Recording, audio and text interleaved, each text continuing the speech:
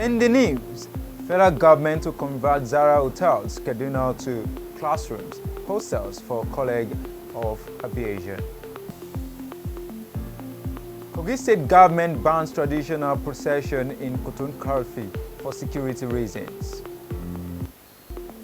Louisiana orders every public school's classrooms to display 10 commandments. And in sports, NFF inaugurates committee to revive beach soccer as hosts through to knockout phase of Euro 2024. And entertainment, Genevieve Nnaji reveals why she refused to join Hollywood. This is the MLC TV Global News, reaching you live from the city of Lokoja, the confluent state of Nigeria. I am Abiodun Sadiq. The federal government is to convert Zaria Hotel in Kaduna State to classrooms and hotels for the Nigerian College of Aviation Technology, Zaria. The Aviation Minister, Festus Keyamo, told newsmen in Zaria that the Zaria Hotels has been acquired as an annexure to the NCAT to widen its growth potential. He spoke shortly after a familiarization tour of the institution. Keyamo said the NCAT remained the best institution for the aviation industry in Nigeria and West Africa. The minister assured the management of the college that the government would keep working on areas that needed improvement. In his remark, acting rector of NCAT, Joseph Imalingwe, commended the minister for the visit and support for the college. As part of an effort to make Kogi State a commercial hub and conducive for investors, the state governor Ahmed Usman Ododo signed 7 executive bills to law after due consideration and passage by the State House of Assembly. The Speaker of the State House of Assembly, Aliu Umar Yusuf, who led other members to the State Government House, Lokoja, said it is to do house clean through the laws that are directed through building a better society and creating fertile land for businesses to thrive. Among the bills signed to law is the State Anti-Corruption Agency and the matter there in 2024. Our reporter, Faith Abdul-Ghaffar, has more. The Speaker of the Kogi State House of Assembly, Ali Omar Yusuf, said the Assembly did a thorough job and even consulted experts to ensure that when passed, the laws can stand the test of time. As the Speaker read out the bills, he said the State House of Assembly is committed to ensuring purposeful legislation for the development of the state. I want to thank the cooperation of the various commissioners, particularly the Commissioner for Rural Development, for being available, and Commissioner for Justice, because the 2 bills that are very sensitive, new, and have direct bearing to the life of our people came from those 2 ministries. We want to thank you, sir. Your Excellency, without wasting much of your time, we have the privilege today to forward to you 3 clean copies, each of the following executive bills passed into law for your Excellency assent. 1. A bill for a law to provide for the establishment of Kogi State Anti-Corruption Agency and other matters connected therewith, 2024. 2. A bill for a law to repeal and enact the Kogi State Local Government Service Commission Law 2014 and other matters connected, 2024. 3. A bill for a law to provide for the establishment of Kogi State Electricity Market and Kogi State Electricity Regulatory Commission and other matters connected therewith, 2024. 4. A bill for a law to repeal and reenact the Kogi State Scholarship Board Edict 1998 and other matters connected therewith, 2024. 5. A bill for a law to provide for the establishment of Kogi State Information Technology Development Agency and other matters connected therewith, 2024. 6. A bill for a law to provide for the establishment of Kogi State Commodity Exchange, Export Promotion and Market, and other matters connected therewith, 2024. 7. A bill for a law to repeal and reenact the Kogi State Mineral Resources Development Agency Law 2018 and other matters connected therewith, 2024. Governor Usman Ododo commended the State House of Assembly for their patriotism and dedication, referring the bills as people-oriented bills. Amongst the bills is the Anti-Corruption Agents Law that the governor said will strengthen the capacity of the state to prevent corruption as well as investigate and prosecute corruption cases. Critically, the Anti-Corruption Agency Bill that has just been passed into law by Kogi State House of Assembly, assented to by me, is historic, as it underscores our commitment to corruption, which is in line with our vow to enthrone transparency and accountability. We just have to do this. If truly we are out to serve the interests of our people, then our resolve and our effort to fight corruption must be strengthened. This bill will strengthen our resolve to fight corruption, and it can be simply called anti-corruption law. I sincerely appreciate each and every one of us for a contribution, for a resolve for us to fight corruption, so that our people can be served transparently, and by the special grace of God Almighty, we will account for our stewardship. This is people's bill. Nobody should look at it as a bill to fight it. We need to strengthen our efforts in fighting corruption. And let me place it on record. In our various offices, nobody is above the law.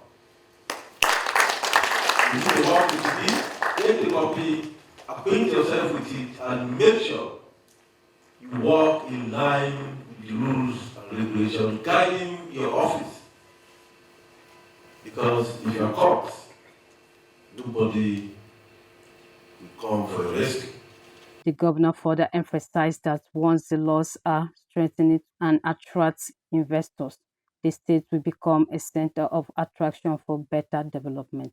Let me also, at this very point, appreciate Mr. President for his bold reform in the power sector, which has led the states like ours the opportunity to generate, transmit, and distribute quality power to every part of the state.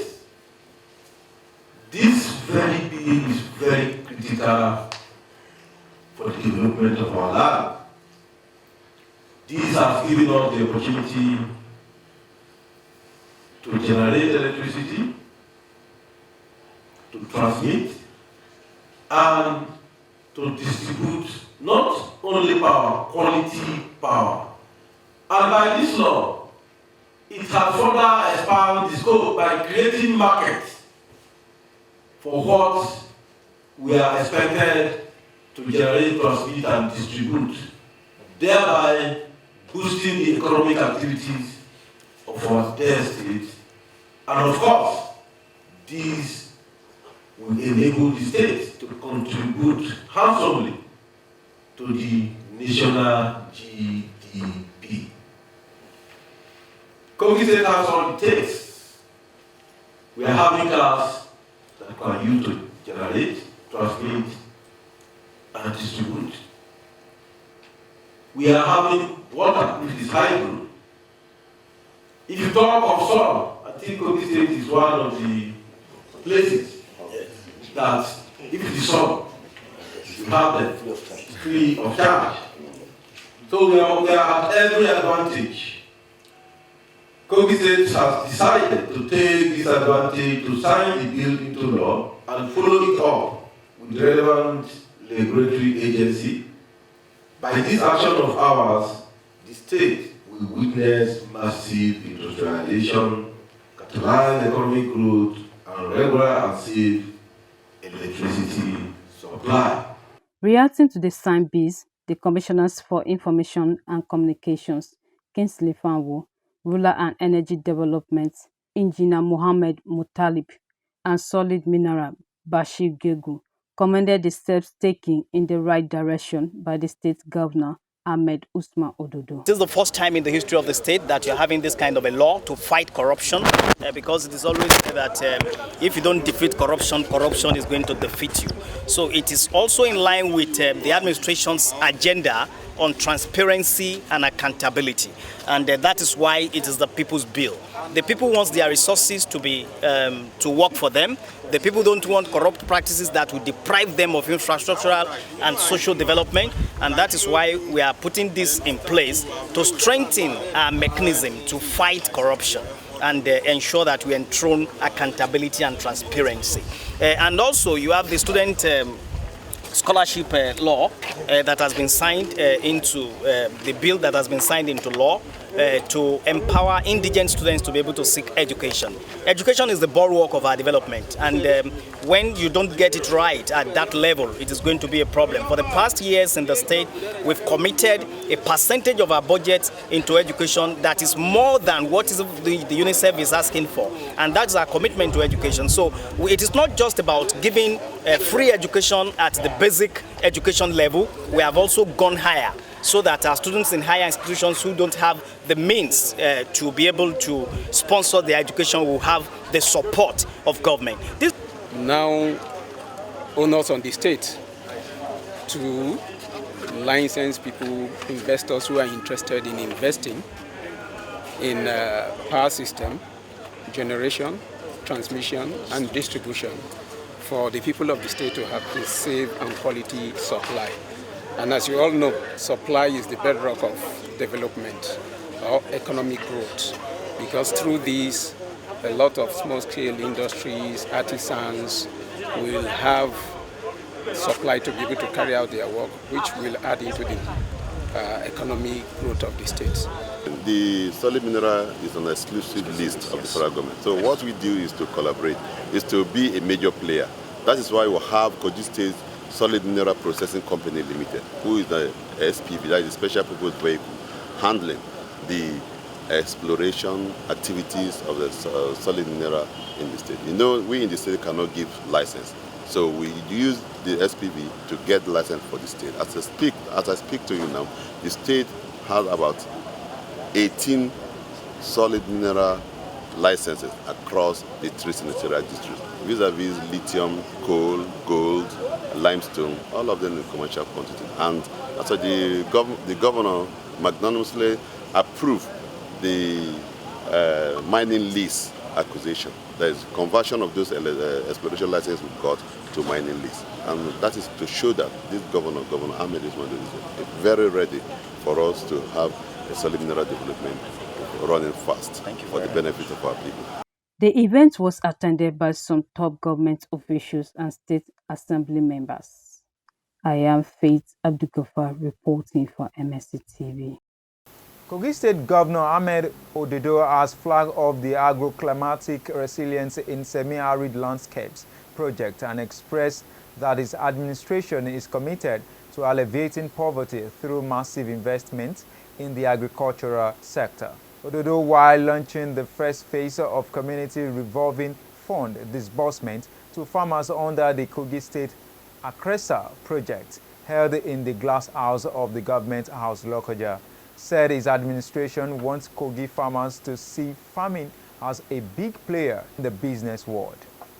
She assured the people of his administration to continue to seek global partnership and support in a bid to cushion the effects of climate change and tackle poverty in the state. Our reporter Faith Abdugafar tells us more. No less than 370 million of community revolving fund (CRF) was disbursed to farmers to boost food production across Kogi North Central State, Nigeria, by the administration of Ahmed Usman Ododo. The CRF loan disbursement is in partnership with the World Bank under the Accra Sand project. Governor Ododo said the scheme was a proactive initiative aimed at addressing the challenges of climate change. It is also to support community agricultural efforts to build food security states. This project is a stone that will catch two birds. One is the fact that it will address the issue of providing capital for our farmers. Two, it has put a tempo on our agenda for gender inclusion by empowering our women and launching them into the big farming league. We are here to yet again fulfill one of our campaign promises, which is to strengthen our capacity to provide food for our people and become the food basket of the nation. It was never an empty promise, as we are already walking the talk. A few weeks ago, our administration flagged up the wet season farming with thousands of hectares opened up and prepared for farming. We spent over 7.5 billion naira investment on wet season farming already, with the procurement of farm machineries for massive agricultural mechanization, improved seedlings, and extension services, among others. While some others are protesting high cost of food, Kogi State, under my watch and our watch, has moved the people back into productive and mechanized farming to address hunger. The governor disclosed that the second phase of the CRF loan disbursement will come up in August. He appreciated all stakeholders involved in the project and emphasized his administration's commitment to agricultural development. According to him, within his 5 months in office, his administration had implemented various initiatives to enhance agricultural productivity.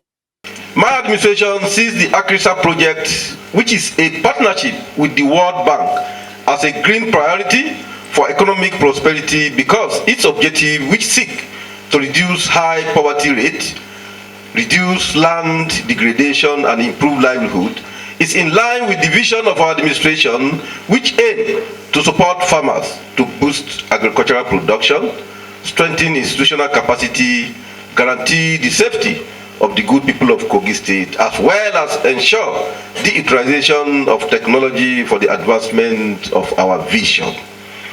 Let me make it clear here that this is just a pilot scheme, as more communities and local government areas of the state will be reached in the second phase. We will put in place monitoring modalities to ensure the success of this program in order to get the maximum benefit of the scheme. It is a plan, and we model it this way to promote a sense of responsibilities and accountability by promoting our desire to make the farmers see farming as a big player in the business world.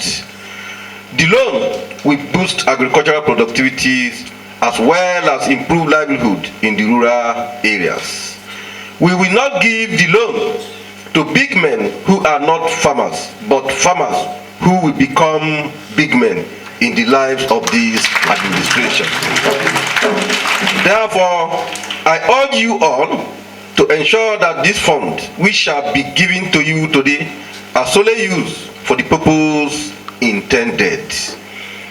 It is expected that the fund will be utilized for activities under climate smart agriculture and related agricultural value chain, just as you have been trained. I also implore you to pay as at when due to enable others benefit from the fund because it is a revolving loan. I assure the good people of our dear state that our administration will continue to collaborate with global partners to provide resources and support that will cushion the attendant effect of climate change and tackle poverty in the state. We are not oblivious of the fact that our farmers need security in order to farm effectively. To this end, we have mapped our security plan to protect our farmers and their farmland.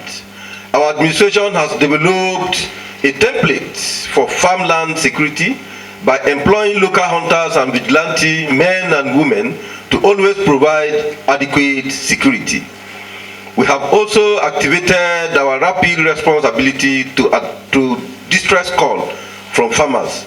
Adequate security gadgets and patrol vehicles have been provided across the 21 local government areas of our state. We have strengthened the capacity of our local government council chairmen to ensure community policing. We will not complain and run to Abuja. We are providing solutions here in Kogi State. The local government caretaker chairmen, community leaders, security agencies are all our critical partners in ensuring the success of this all-important poverty-defeating scheme. The state project coordinator, Barrister Ladi Jato, commended the federal and state governments for providing a conducive environment for farmers to strive. Community revolving fund is a fund that is coming to communities that really needed it to help the community to improve their livelihood and reduce poverty rate in Kogi State. So it is not a grant, it's a loan, but it's a revolving fund that is meant to remain in that community. So there is actually a payment mechanism in place that they will pay after using it to farm and taking their own interest. They will pay some certain percentage that will be gathered and given to another group of people. And some of the beneficiaries can be members of the same community and interest group that have formed. The Speaker of Kogi State House of Assembly, Aliu Omar Yusuf, represented by the member representing Ajakuta State Constituency, Jubrin Abu, the Commissioners for Finance, Budget and Economy Planning and Environment, heaped praises on the present administration, charged beneficiaries on the loan giving. Well, we need to also understand that Kogi State has no business with poverty whatsoever. And therefore, this kind of stellar rule by AgriCell is best going to begin to lift people from that poverty line into that line of riches. And at this point, we want to appreciate AgriCell.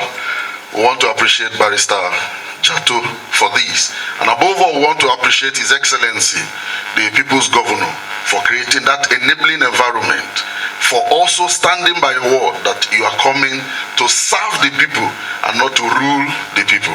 Thank you very much, Your Excellency. And finally, to the beneficiaries, you need not to be told that times are hard. Times are very difficult.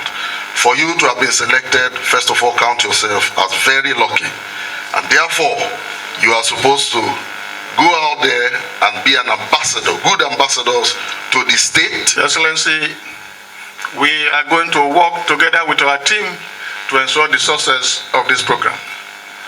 And we have talked to all the coordinators from the donor agency to always work together as a team, carry their ministry together, and ensure that they work in line with the 32 years development plan. Today's disbursement of these loans signify more than just the transfer of funds. It represents our unwavering faith in the entrepreneurial spirit of our people and our belief in the power of collective change. His Excellency Nnaji Ododo is deeply committed to the growth and the prosperity of our communities, which is why he has taken a personal interest in these initiatives. The administration is not merely investing in businesses, it is investing in people, families, and our shared future. We are confident that this loan will empower you to create, innovate, and expand the horizon of what we can achieve together. Real fathers from Central and West with other dignitaries commended Governor Ahmed Usman Ododo and the Accra Sant team, urged beneficiaries to use the loan for its purposes. And we believe with our prayer is going to take Kogi State at a high level. And the barrister Jato. May God Almighty continue to be with you. We urge you to do more, that it will help the state. And for the beneficiaries, Nigerians are known not to pay back loans. In Kaba, we have a traditional way of collecting back loans. So if you are from Kaba and this is a revolving loan and it's going to be revolving around the community, you just have to pay. If you don't pay, we will deal with you traditionally. Beneficiaries appreciated the government and promised not to disappoint. Thank you for your support and dedication to improving the livelihood and welfare of the people of Kaba. Your efforts are truly making a difference in our community. We would like to express our deep appreciation for your commitment to empowering women in agriculture through the Community Revolving Fund loan disbursement today, 19th of June 2024. Empowering women not only benefits them, but also has a positive impact on the entire family unit. On behalf of the people of Okene, we believe that it is human for one to recognize himself or herself before extending that gesture. It is also human to have a plate of food on your table to be able to share it with others. That quality has been found with our state governor. That also has been found as one of the major qualities with the people of Akrisal. And the beneficiaries, we hope that as this money is going to be disbursed into our account, we're going to be diligent and be very just with the usage, and we pray unto the Almighty God to help us out so that we can be successful at the end of it. A total of 208 farmers spread across 10 clusters in 2 catchment areas of the state benefited from the CRF loan in pilot phase 1. Each cluster got 37 million naira out of the 370 million naira shared. Amongst the 208 beneficiaries, 70% are women who got 1,077,000 naira each. I am Faith Abdulgafar reporting for MLC TV. The Kogi government has banned traditional procession in Karfe in Kogi local government area of the state for security reasons. The Commissioner for Information, Kingsley Fanwo, announced the ban in a statement issued in Lokoja. Fanwo said that security reports indicated that all was not well in Koton Karfe community, following alleged plans by some people to foment trouble in the areas. He said that the ban was aimed at maintaining peace in Koton Karfe and its environs in Kogi local government area. The Commissioner urged all concerned to strictly abide by the ban, warning that violators will be treated as enemies of peace and the state. Fanwo urged law enforcement agents to enforce the ban in accordance with the laws of the land. The Taraba State Governor, Dr. Abu Karfe, has sworn in 5 newly appointed judges for the State High Court and the Customary Court of Appeal. Performing the swearing-in ceremony at the ESCO Chamber of the Government House in Jalingo, Karfe congratulated the appointees, emphasizing that their selection reflected the trust and confidence the people of Taraba State had in them.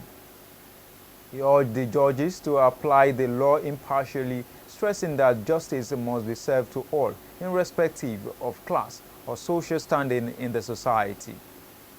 He reiterated his administration's dedication to supporting the judiciary, highlighting the importance of its role in promoting economic development and ensuring social justice, and pledged to continue providing the necessary resources for the judiciary to function effectively. Those sworn in were Justice Amidu Audu, Justice Joel Ubadoma, and Justice Jennifer Bibonga for the State High Court, while Justice Esther Tata and Justice Benjamin Abwage were sworn in to the Customary Court of Appeal. The Director General of the National Agency for Food and Drug Administration and Control, Professor Moji Adeyeye, said the ban on the sale and consumption of sachet alcoholic beverages in the country is still in force. Adeyeye made this statement at a press briefing held in Lagos. Her declaration was in sharp contrast to the announcement by the House of Representatives last week that the ban had been suspended. The NAFDAC DG acknowledged that there was a meeting with the legislators on the matter, but said there was not yet a conclusion that the ban be lifted.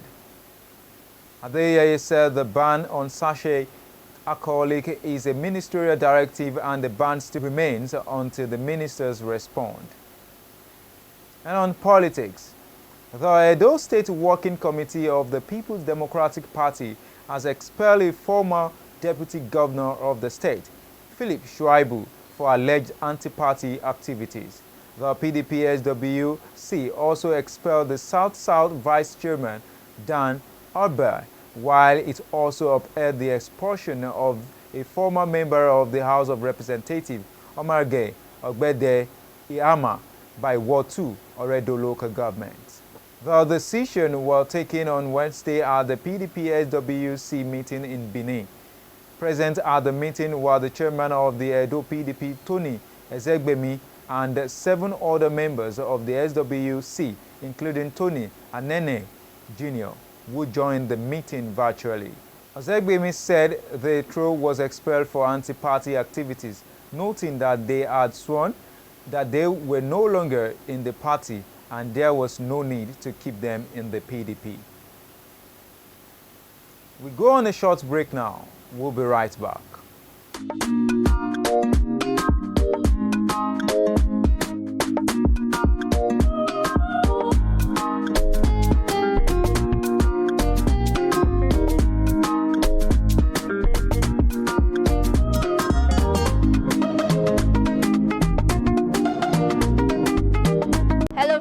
My name is Suleiman Rahama. I came here to acquire a skill at Govt Communication, which is cinematography and ENG editing. I would like to urge you guys at home to come here to learn skill because it's not just something that you just learn and sit down at home. It's something that's going to benefit you in the future. So this little time of mine, I hope I'm able to encourage you to come and learn this skill. Thank you for your time.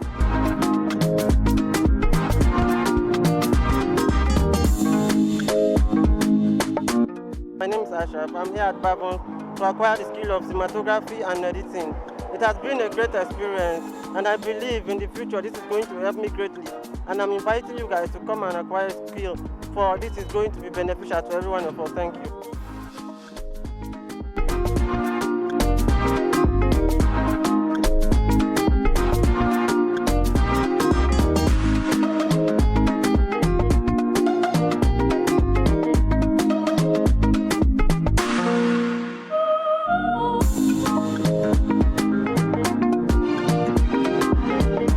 Let me introduce you to the CEO of Govt Communication. Hello, I am Avoy Unwogu. I hope you people are coping. These are students of Govt Communication and they've been learning on the ENG editing and cinematography. And I'm sure you people are coping very well. I hope your facilitator is teaching you people. Yes, my you guys very well. What am I expecting after the training? Don't worry, I'm expecting a good result. Wow, good editors and cinematographer. Your name? Narejima. What are you studying? Cinematography and ENG editing. Oh, beautiful. Suleiman Mohammed. I'm studying cinematography and ENG editing. Wow, and you? My name is Suleiman Rahama. I'm studying cinematography and ENG editing. Wow. We are enjoying what we are getting from here. God bless you. So, my people, this training is not going to stop here. It's going to be every quarter. So watch out for the next quarter in the month of June, right? So please, and bring your children. If your children just finished secondary school, bring them, let them have something to hold on to before they even go to university. Even after the university, they can use this one to make money, good money for themselves. See ya. Thank you for your time. Govt Communication Limited is an organized 2-week training that helps students to learn and acquire cinematography and ENG video editing.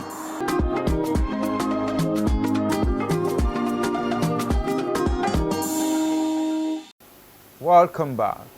And on crime, 6 suspects have been arrested for kidnapping and fraud by the policemen in Benue State. This was disclosed in a statement issued by the spokesperson for the state command, Catherine Anene, in Makurdi, noting that 9 kidnapped victims were also rescued. Anene said 3 of the arrested suspects were kidnappers and the other 3 were fraudsters. The PPRO noted that the suspected kidnappers were responsible for the kidnap of some passengers of the Benue Lynx vehicle after killing the driver. 3 suspects named Salah Hassan M, Yakubu Kande, and Yunisa Idris, all of Kena local government, Nasarawa State, were trailed and arrested in connection with the case. The statement further disclosed that the 2 suspected fraudsters were arrested at King village along Naka Road on Monday while further investigation was going on. The PPRO listed items recovered from the suspected fraudsters to include 2 iPhones, 5 laptops, different ATM cards, and 5 9mm live ammunition. And on the foreign scene, Vladimir Putin and Kim Jong-un have signed an agreement pledging that Russia and North Korea will help each other in the event of aggression against each country. The Russian president made the announcement following talks with Kim during a lavish visit to Pyongyang, his first since 2000. Instead, it took their relationship to a new high level of alliance. The pact cements a rapidly blossoming partnership that has worried the West. It could also have significant ramifications for the world, says observers. Any kind of mutual defense treaty could possibly see Moscow assisting Pyongyang in a future conflict on the Korean peninsula, while North Korea could openly help Russia in its war on Ukraine. On Wednesday, they signed a comprehensive partnership agreement that included a clause where they agreed to provide mutual assistance in the event of aggression against either country, said Putin. It did not spell out what would constitute aggression. Louisiana has become the first U.S. state to mandate that every public school classroom from elementary to university level must display a poster of the 10 Commandments. The measure, backed by Republicans and signed into law by Governor Jeff Landry on Wednesday, described the commandment as the foundational document of the state and national government. The law is expected to be challenged by civil rights groups, which argue that it contravenes the separation between church and state enshrined in the First Amendment to the U.S. Constitution, the so-called Establishment Clause. And on sports,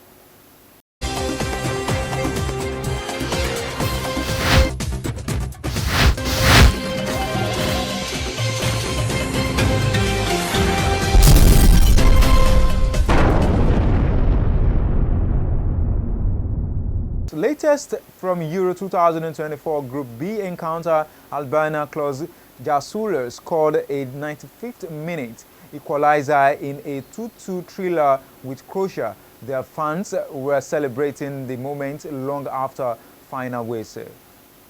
Albania led before a turnaround in the second half with 2 quick goals from the Croats, but recovering from another turnaround to end the draw.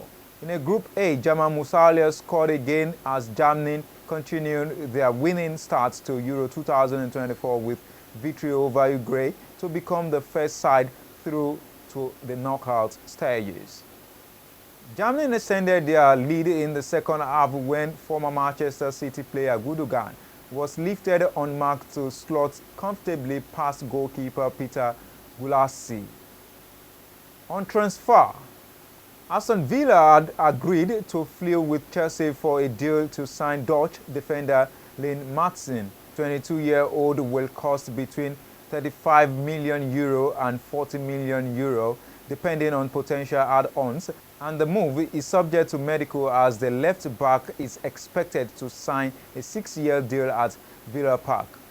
Still on transfer, a former Nottingham Forest boss, Steve Cooper, has been appointed by Leicester City as its new manager on a 3-year contract.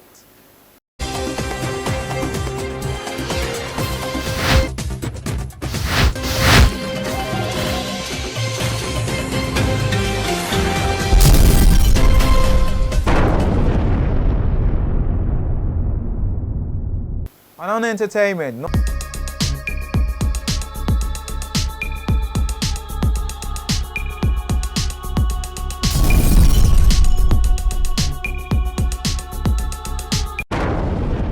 Hollywood actress Genevieve Nnaji has revealed why she turned down chances to join Hollywood. Speaking at the 2024 Afro-Caribbean Trade and Investment Forum in the Bahamas, Genevieve said she realized that she was viewed as a commodity when she wanted to join Hollywood. According to her, she changed her mind to focus on promoting Nollywood instead of pursuing a Hollywood career because they were interested in exploiting her talent and African stories for their benefits. The actress mentioned that her goal was to build a strong film industry in Nigeria that could tell their own stories. She also said she believed Nollywood had the potential to be as successful as Hollywood and Bollywood. Genevieve also shared her experiences while seeking partnership with Hollywood after the success of her 2018 film, Lion's Arts. And that is the size of our news package. Do support us by subscribing to our YouTube channel, Malachi TV. Like and follow our Facebook pages, MLC TV, MLC TV2, MLC TV Yoruba, and Ibira Vabe MLC TV. Instagram, MLC TV 2021, X and Malachi TV, and TikTok, Malachite_TV. For your event coverage, appearance on any of our programs, contributions, comments, advert placement, or sponsorship, please call or send SMS to any of our numbers displayed on your screen.